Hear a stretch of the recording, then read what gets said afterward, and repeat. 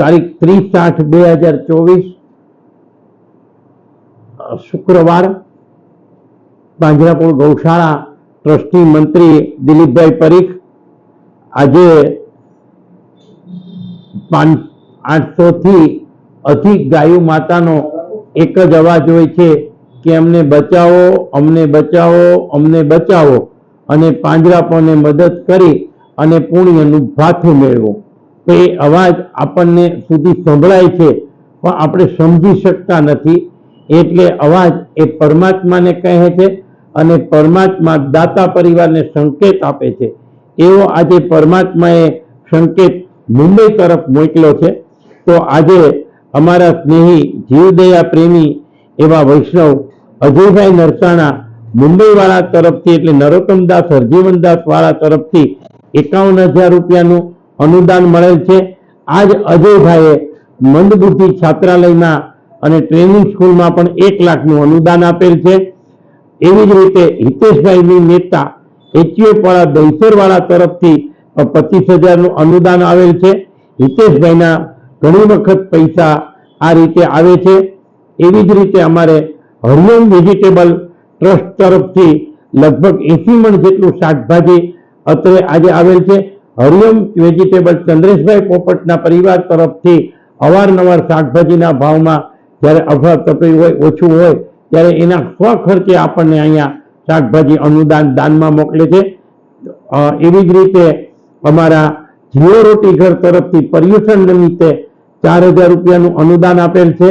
એવી જ રીતે અરવિંદભાઈ આરસા રાજકોટવાળા તરફથી માસિક યોજનામાં 1,200 રૂપિયા આપેલ છે. એવી રીતે પ્રફુલભાઈ ચુનાવાળા તરફથી 500 રૂપિયા આપેલ છે.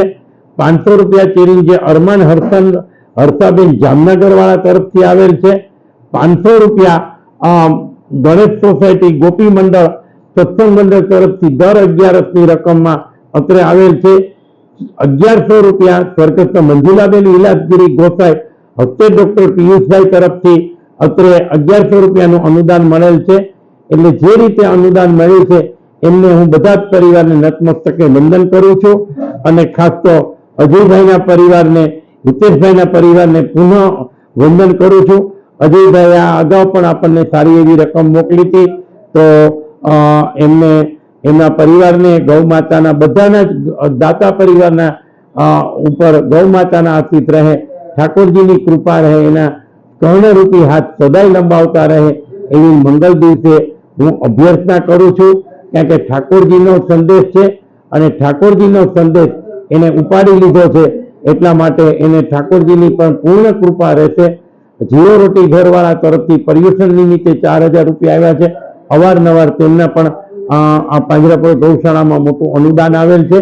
તો પર્યુષણ બહુ સારી રીતે થાય અને બધા સાતામાં રહે એવી ત્યાં અમારે શુભેચ્છા, ગૌ માતાના આશીષ. અને સાથોસાથ ત્યાં બિરાજતા ગુરુ મહારાજ સાહેબોને, સાધ્વીજી મહારાજ સાહેબોને અમારા વંદન પહોંચાડજો. અસ્તુ. પાંજરાપોળ ગૌશાળા આજે અમારા મુકુંદભાઈ ગઢિયા પણ અત્રે અહીંયા સાથે છે. અને આ કપાસિયાની ફોતરી અને બધું નખાઈ રહ્યું છે કપાસ, એ બધું આપ જોઈ શકો છો. તો આજના ખરેખર પુણ્યના અધિકારી જેવું કંઈક આપ્યું છે એ જ અધિકારી ગણાય છે. એના ભાગે જે પુણ્ય જાય છે. અસ્તુ. અમને પ્રોડ્યુસ કરવામાં ભાઈ વિવેકભાઈ ચૌહાણનો પણ હું અત્રે આભારની લાગણી વ્યક્ત કરું છું. અસ્તુ.